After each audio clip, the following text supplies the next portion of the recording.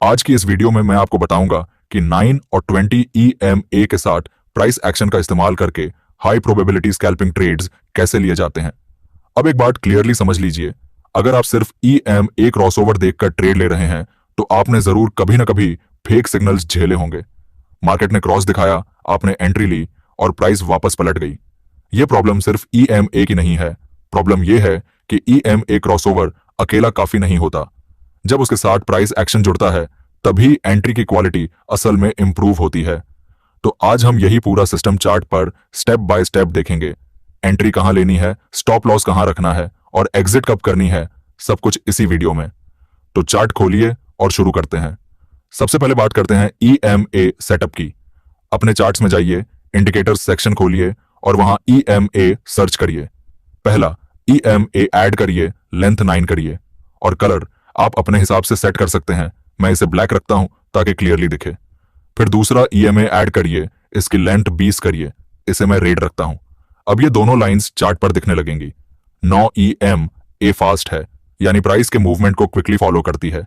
20 EMA थोड़ी slow है, यह एक तरह का डायनामिक सपोर्ट या रेजिस्टेंस की तरह एक्ट करती है। और जब ये दोनों एक दूसरे को क्रॉस करती हैं, वहीं से हमारी ट्रेड की स्टोरी शुरू होती है। अब समझते हैं कि इसे ट्रेड कैसे करना है। पहले बाय सेटअप देखते हैं। बाय एंट्री के लिए 3 चीजें एक साथ होनी चाहिए। पहली, 9 EMA 20 EMA के ऊपर क्रॉस करे, यानी 9 EMA नीचे से ऊपर आए और 20 EMA को क्रॉस कर जाए।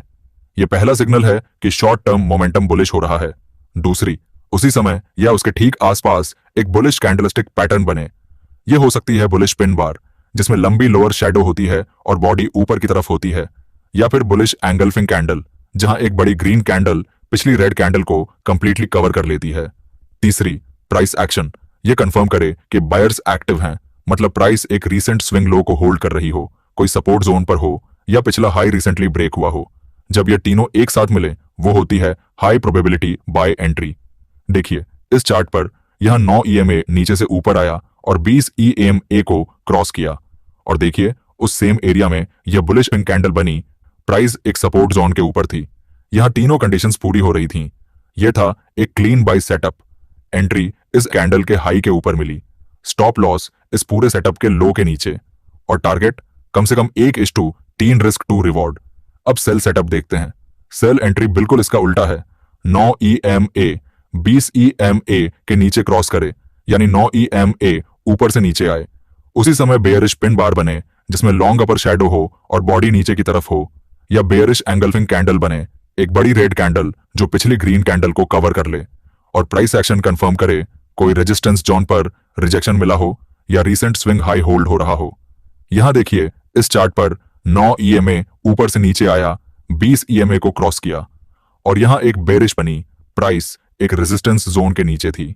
यह था एक क्लीन सेल सेटअप। एंट्री के लो के नीचे, स्टॉप लॉस इस कैंडल के हाई के ऊपर, और टारगेट कम से कम 1:3 का। अब सबसे इंपॉर्टेंट 15 मिनट पर कॉन्फर्मेशन देखकर 1 मिनट 1:5 RR एंट्री कैसे ले सकते हैं। लेकिन उससे पहले धन ने रिसेंटली अपने प्लेटफॉर्म पर कई एडवांस्ड इंडिकेटर्स ऐड किए हैं, जिनमें से कुछ वो हैं जो नॉर्मली ट्रेडिंग व्यू पर सिर्फ प्रीमियम स्क्रिप्ट्स में मिलते हैं। आज मैं उनमें से 2 इंडिकेटर्स आपको दिखाऊंगा। पहला है धन सिग्नल MA। धन के इंडिकेटर्स सेक्शन में जाइए, धन सिग्नल MA सर्च करिए और इसे चार्ट पर ऐड करिए। जैसे ही यह ऐड होगा, आपको चार्ट पर एक स्मूथ लाइन दिखेगी। यह कोई ऑर्डिनरी मूविंग एवरेज नहीं है। यह इंडिकेटर प्राइस के मोमेंटम को रीड करता है और ट्रेंड की एक्चुअल डायरेक्शन को साफ दिखाता है। सिग्नल MA काम कैसे करता है, देखिए चार्ट पर। जब यह सिग्नल MA लाइन नीचे हो और ऊपर की तरफ कलर हो और बुलिश डायरेक्शन में स्लोप करे, तो यह कंफर्म करता है कि इस मोमेंट में बाइंग मोमेंटम एक्टिव है। और जब यह लाइन कलर के ऊपर चले, सेलिंग प्रेशर आ गई है। अब इसे प्राइस एक्शन के साथ कैसे यूज करें, सोचिए। आपने चार्ट पर एक बुलिश एनगल्फिंग कैंडल देखी और सिग्नल MA भी उसी मोमेंट में अपवर्ड टर्न करे, तो प्राइस एक्शन और सिग्नल MA दोनों एक ही बात कह रहे हैं। यह अलाइनमेंट ही असली कंफर्मेशन है।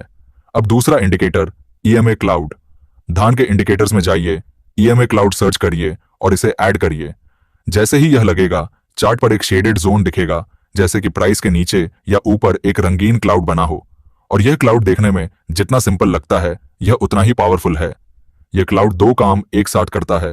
पहला, ये बताता है कि मार्केट अभी किस डायरेक्शन में है। जब क्लाउड ग्रीन हो, बायर्स का कंट्रोल है। जब क्लाउड रेड हो, सेलर्स का कंट्रोल है। और दूसरा, यह एक डायनेमिक सपोर्ट और रेजिस्टेंस जोन की तरह काम करता है। देखिए इस चार्ट पर क्लाउड ग्रीन है और देखिए प्राइस इस क्लाउड के ऊपर चल रही है। अब यहां प्राइस थोड़ी नीचे आई और क्लाउड को टच किया और फिर वापस बाउंस कर गई। ये क्लाउड ने सपोर्ट का काम किया। जब ऐसा हो, प्राइस क्लाउड को टच करे, क्लाउड ग्रीन रहे और उसी मोमेंट में एक बुलिश पिन बार या बुलिश एनगल्फिंग कैंडल बने, यह है एक high probability buy entry. Price action confirm कर रहा है कि क्लाउड के सपोर्ट से बायर्स एक्टिव हो गए। अगर आप भी धन के इन नए एडवांस्ड इंडिकेटर्स को अपने चार्ट्स पर इस्तेमाल करना चाहते हैं तो मैंने धन का लिंक डिस्क्रिप्शन में दिया है, आप वहां से इन फीचर्स को खुद एक्सप्लोर कर सकते हैं। अब पूरी स्ट्रैटेजी को हायर टाइम फ्रेम और लोअर टाइम फ्रेम को कंबाइन करते हैं, जिसे टॉप डाउन एनालिसिस कहते हैं। सबसे पहले 15 मिनट चार्ट खोलिए। यहां देखिए 9 EMA और 20 EMA की पोजीशन क्या है।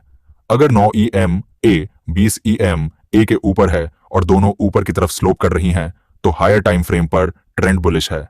प्राइस एक्शन भी कंफर्म कर रहा है, हायर हाइजर और हायर लॉज बन रहे हैं, तो 15 मिनट पर कंक्लूजन क्लियर है, बुलिश बायस।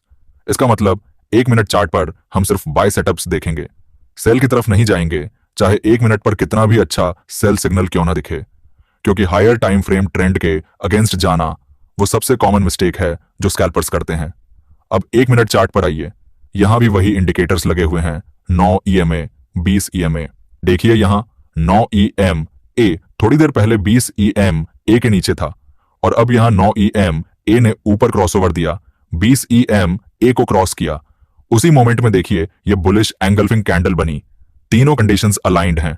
15 मिनट का ट्रेंड बुलिश था और 1 मिनट पर कॉन्फर्मेशन मिला। यह है वो हाई प्रोबेबिलिटी सेटअप जिसका हम इंतजार करते हैं।